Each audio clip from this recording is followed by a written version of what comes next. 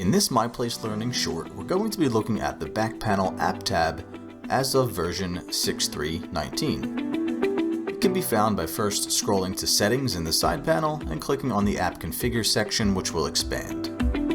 You may have already worked out that what we can do here is configure the colors for both fill and text that are going to appear for various elements in your app, giving it its overall color theme.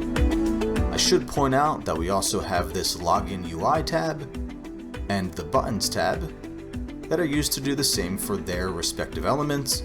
Those will be covered another time.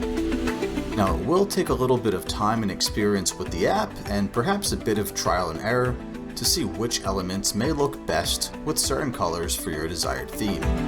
This is because some of these elements will impact each other in different ways. I'll show you what I mean in just a second, but first our options for setting these. All we need to do is click on the swatch of the element that we'd like to change, and a color window displays with a few different options.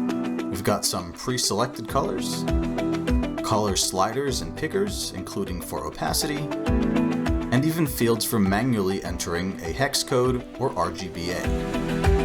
Now for an example of how these could impact each other, right now, this is what my app's home screen looks like.